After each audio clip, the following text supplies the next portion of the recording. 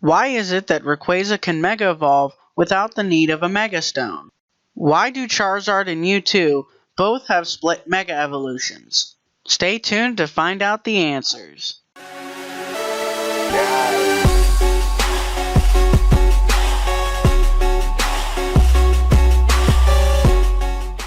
Greetings and welcome to another PokeTalk Theory. Today I'm going to be talking about why Rayquaza can be Mega Evolved without a Mega Stone, as well as why Charizard and Mewtwo have 2 Mega Evolutions compared to all others, which only have 1. Please note, what I'm discussing here is merely theorized and is in no way confirmed by Nintendo. Before I get into the details of the video, let me explain the basis of what I am discussing. What exactly is Mega Evolution? Mega Evolution is the ability for certain Pokemon to reach a more powerful form by the use of 3 things: a Keystone, a Mega Stone, and a bond with its trainer. Most Mega Evolutions look like they would be a natural evolution form to those Pokemon that possess the ability of Mega Evolution. But hold on to that thought. So how exactly was Mega Evolution created? Mega Evolution was created 3,000 years ago from the time of X, Y, Omega Ruby, and Alpha Sapphire. There was a great war in the Kalos region at that time. During that fight, the king of Kalos, AZ, had lost his partner, a Floette. In order to bring back Floette, AZ created a machine with the help of Xerneas' power, as well as a power source called Infinity Energy, which used the life forces of Pokemon. By sacrificing so many Pokemon, Floette abandoned AZ, and AZ had become enraged and converted the revival machine into the ultimate weapon. By using the power of Yveltal, he fired the ultimate weapon upon the world and ended the Kalos War. By this massive release of Infinity Energy, it infused into some of the stones to create Keystones and Mega Stones from the Pokemon that have perished from the use of the revival machine. During war, it would make the most sense to bring in fully evolved Pokemon, since they are more powerful to fight. Thus, it explains why only fully evolved Pokemon are the only ones that can Mega Evolve, as well as why only some Pokemon have Mega Forms, as not every species of Pokemon was sacrificed using the revival machine.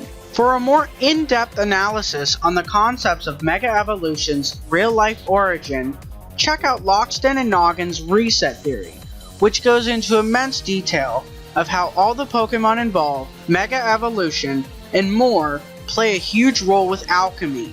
There's already so much that I'm explaining here, and that video does a great job at explaining all of it.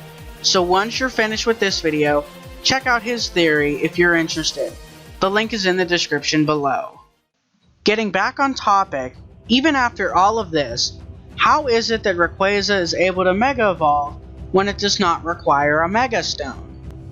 During the same time as the war in Kalos, across the sea in the Hoenn region, Groudon and Kyogre were fighting each other over the land and the sea. At this time, meteors constantly showered the planet to create the many landmarks that Hoenn consists of, such as Meteor Falls and Sootopolis City. Rayquaza was able to stop their battle, but struggled greatly to do so. 1,000 years later, Groudon and Kyogre awakened again and clashed. Living in Meteor Falls, the Draconid people had wished upon Rainbow Stones, which summoned Rayquaza and allowed it to Mega Evolve and stop the fight once again. Even with all of this, how did Rayquaza be able to Mega Evolve, since the Draconid people had Keystones, but not a Mega Stone? During the Kalos War, when the ultimate weapon was fired, it reached up into space, firing its small meteor pieces in space in the upper atmosphere. Rayquaza then ate over the 1,000 years of time these meteors, which contain the Infinity Energy from the weapon, and stored this energy into a special organ called the Mikado organ, which then reacted to the Keystones from the Draconid people and allowed it to Mega Evolve to stop Groudon and Kyogre. In Omega Ruby and Alpha Sapphire, in order to make Rayquaza Mega Evolve, you must complete the Delta episode, have the meteorite that Team Aqua or Magma was using at Mount Chimney, and teach Rayquaza its signature move, Dragon Ascent. This, I believe, is just a limiter in order to control when you can Mega Evolve Rayquaza in the game, and serves no significance to actual mechanics behind Mega Evolution. Moving on, Charizard has two Mega Stones, the Charizardite X and the Charizardite Y. But why is that? There's two answers to this. One is very simple, and one is more in-depth. The simple answer is that Nintendo simply wanted to make Charizard a Dragon type like it may have been planned as since the first generation, and this was the first opportunity it had to make that happen. Charizard was made a Fire and Flying type instead of Fire and Dragon due to Dragon being overpowered in the first generation because of the limited number of weaknesses it had at the time. But now, due to the Fairy type, it is more balanced and Dragon type Pokemon and moves are more accessible. It also has the second form, the Y form, to keep with the nostalgia of the first generation with keeping it a Fire and Flying type. The second answer is more involved as it ties in the history of the Pokemon world.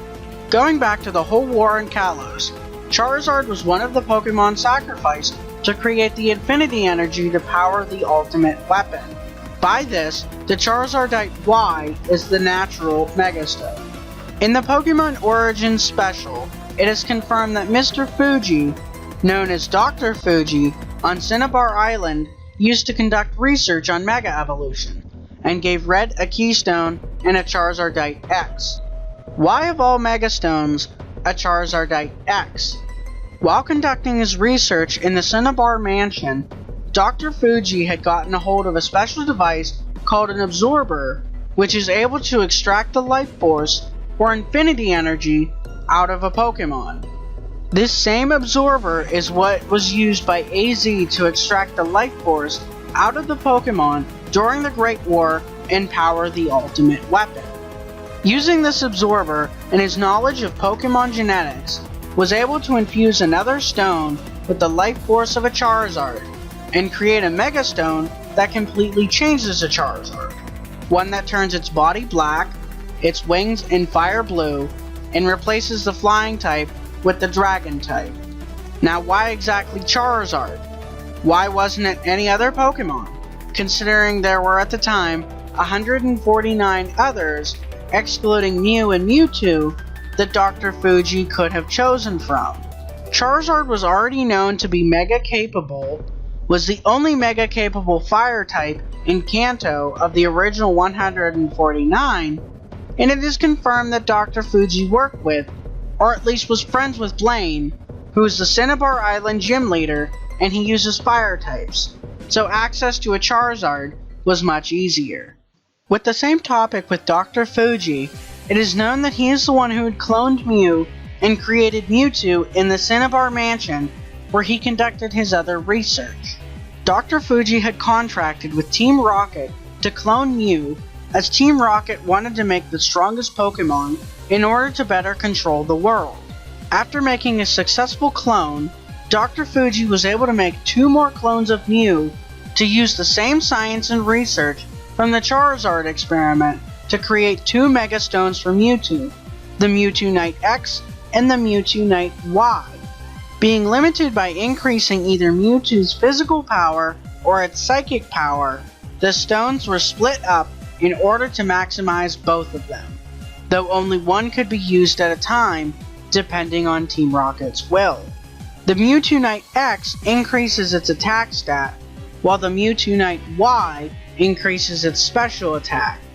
When Mewtwo is encountered in the unknown dungeon in the Pokemon Village, it will be holding its signature stone, either the X Stone or the Y Stone, depending on which game you are playing.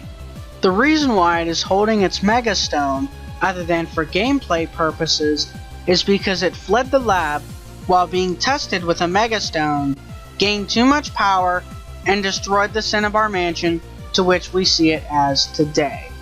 So that's it with this theory. What did you guys think? Do you agree with it? Do you think I missed anything important and you guys can add to it? Let me know in the comments. Also, don't forget to like and subscribe for more content, and as always, there's more to come. See you next time.